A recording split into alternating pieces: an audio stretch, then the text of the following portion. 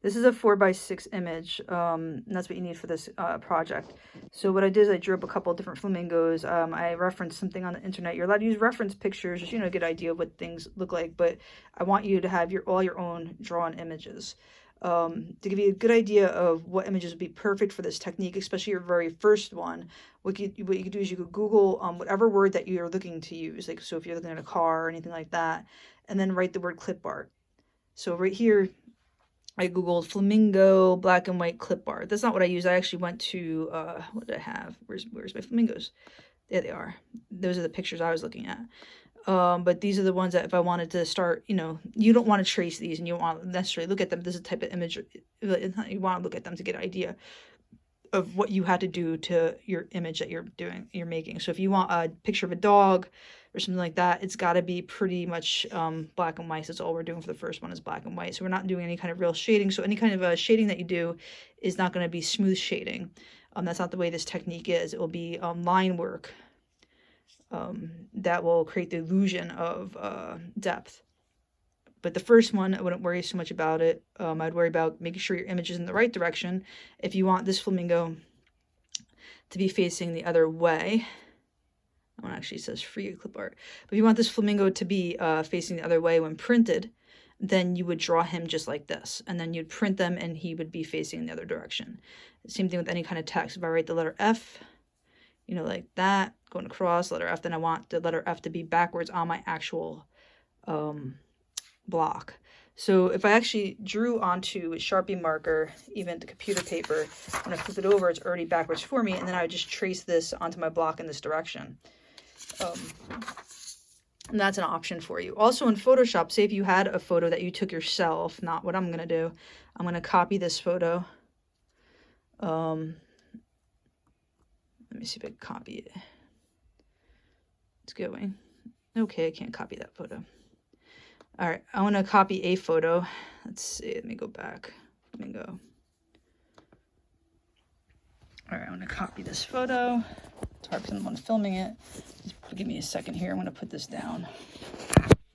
I'm going to copy the image. All right, so I copied my image, and then I'm going to bring it into Photoshop. Now, you may not know Photoshop. If that's the case, then this is not going to help you at all. But if you do, you go to File, New in Photoshop. This is an older version of Photoshop. I'm using my old computer. I feel like my other one out. It's kind of dead. But anyway, I'm going to change this. I'm just going to hit OK. I'm going to go to Edit and Paste. And I'm going to change this to a 4x6 image. So I'm going to come over here. And there, type in the height. I want 4 inches, and I'm going to tell you why 4x6 in a couple minutes. I'm going to do a second video. Hopefully I'll be able to paste that together because I don't really have. Well, we'll see what we could do. So 4x6 image, and I'm going to then crop this exactly what I would want. All right, to trace, and I'd hit. But you're not going to take an image off the internet. If you have your own picture, you can do this. I'll allow you to do this. All right, then you're going to go to maybe filter. Now, even in the newer version, they still have filter, and they have all these options like sketch and such. You have charcoal, graphic pen, that type of thing. Just click there. It'll open up a whole new window for you. And stamp is a really good one to use. Really helps you, you know, adjust something. You can adjust it to, you know, fit your needs of black and white images. Now, you convert your image to black and white before doing this, and that would also help. I can actually change this to be not stamp. I could do, no, we'll do a photocopy maybe for now. Something like photocopy. And you can see that helps me really reduce everything. And you can even use something like this. And when you're carving, whatever you carve away is going to be the white of the paper. So if I like this image, I can hit OK, and you play around with this and just hit OK, and it already automatically does this all for you. And then you can just print this out, and you could put this on your block if you wanted. But technically it's not my photo, so I cannot do that. But if it was my photo, I could do that. I'm still going to print it anyway. But I'm not going to print it, and I'm not going to actually create it as a piece of art. All right, so This is the one I'm actually going to use that I drew myself. And I'm not going to get the type of line work I have here. This is just this very sketchy line work. But that's how I initially sketch out my work. Now I have options to transfer this onto my block. I can use graphite on the back of this, or I can use charcoal on the back of this, and then I just trace it. So I have a block right here, and I don't have the 12 by 12 which you guys have at home, but I'm going to show you with the block in a second. This is a block. You're not gonna have anything written on yours, but right now I'm just going to show you how to transfer it so you get the idea. You could take this pencil, put this over, and I'm going to shade this whole back here. And what you're doing is you're making like a carbon paper. All right, and we're going to do it to everywhere where my line work is that I want to keep. And the reason why I made my image 4 by 6 is because my block is going to be 4 by 6, right? I'm going to line this up. Well, I'd actually cut this out first, but that doesn't matter. You don't need to do that for this. Just a quick example on the beak. All right, this is not the block I'm even going to use. All right, so I'm going to then trace this. And some people tape it down. Just put that down there as I draw. I'm drawing whatever lines that are important to me to, so I know how to, where to cut. I don't have to draw every little squiggly line that I made. For me, this is just, gives me an idea. Or you could draw directly onto your block, but remember, it's just got to be backwards. So those are your options. So now when I pick this up, you should have, you can see the black. Wow, it's a mess. All right, so where the black is, you would then retrace with your pencil all the way through, and you get the idea. I'm gonna do this on a clean one, but at least it transferred, just like Okay, so now I didn't transfer my image yet, and I'm gonna do that. I want to show you how to cut this block. You have a block that's 12 by 12. What you have to do is you're gonna cut that block in half. So you're gonna cut it at 6 inches, and then you're gonna cut a small little square off of it, a rectangle off of it. So it's gonna be 4 by 6 inches, and that's gonna be the first assignment. And that's why I made my image 4 by 6. So in order to cut this, you don't want to cut all the way through. All right, so I'm going to measure mine out. Oh boy, don't go anywhere on us. All right, I'm going to measure mine out real quick to make sure I have 4 by 6 inches. So I'm going to do 1, 2, 3, 4, 1, 2, 3, 4, 5. That's almost 6 inches up, shoot. All right, so mine's 4 inches, and it's a little shy of 6 inches. So I'm gonna, we might be cutting that. I don't know. So basically, for me, I don't have a 12 by 12 block. So I'm gonna cut in using one of these knives that came with your kit. All right. These knives have, you unscrew them here. You flip them around. The sharp part comes out. Stick it back in. It's your X-Acto knife. And you screw back like so. And I'm going to put pressure on my linoleum. I'm going to cut down. I'm not going to cut deep. I'm going to show you what I'm doing. Fortunately, my block was out in the car, so it's kind of frozen. So I'm just going to cut down, holding, make sure there's nothing on the, make sure there's a cardboard under your block, or that there is, for me, I have a cutting mat underneath my block, so I don't cut into my table. And I have a ruler that I'm following. I put 2 dots to measure.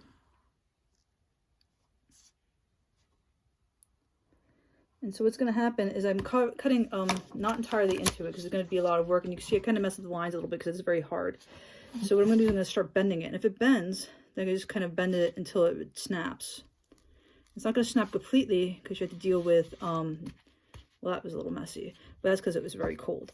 But you have to deal with cutting this back half. So then what I do is, instead of cutting all the way through, which is very hard to do, is I'm just going to cut into the back half. I do it in the other direction, but for the video I'm doing it in this direction so you can see what I'm doing. And normally I cut like this, but I don't have a cameraman, so that's what I'm doing.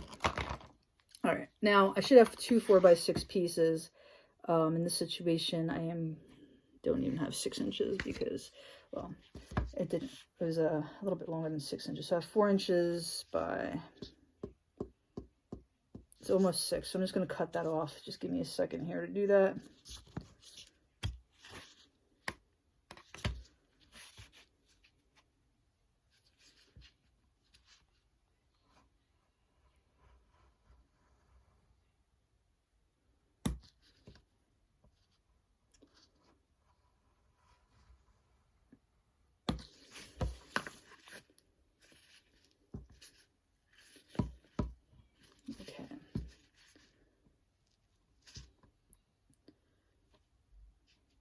Maybe a sharper knife is what I need. This is so hard right now. I'm going to try my other knife, my newer one. Hopefully it's a little bit better. No, it's just so cold.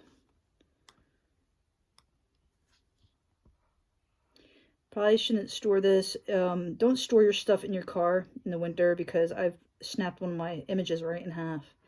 It's pretty much a ruined block. But I was already done printing it. So it didn't really matter so much to me, but I think it's going to matter to you. So my suggestion is to not store it in a cold place. All right, just have to get this one block. Wow, it's this tiny little slither. I must have had this measure out for something else a long time ago as an old block. I'm just gonna cut this. The thing is, when you're carving, people tend to ask me all the time, you know, how deep is too deep? And I don't think it's ever too deep. You cut a hole right through the other side. So anyhow, I have a 4x6 block. I transfer my image on. I'm gonna do that real quick. I kind of showed you at the beginnings on how to do that, but I didn't actually do it because I was showing you on an old block really quickly. So this is what I expect you to come in with next class. Maybe even start carving a little bit, but unless you have a bench hook at home, you're not gonna. Let me just get this guy shaded in.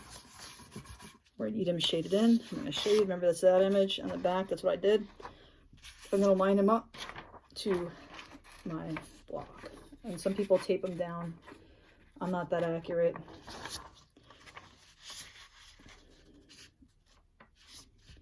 And I'm just gonna trace it.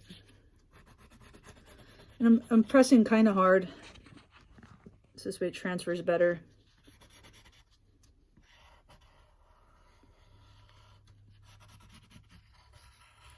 Doing the outside first so I know where I went.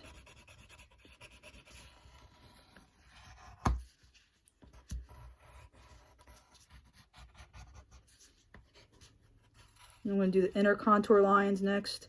I'm not going to do all the little feathery stuff I had because for me it's a waste. I know what I'm doing there, so. Alright, so then I'm going to pull this off and I should have my image transferred. I cannot start to work like this because as I work, what's going to happen, because it is charcoal, it won't really stay. So I have to go back and trace this with pencil. And I'm wearing gloves because charcoal is messy.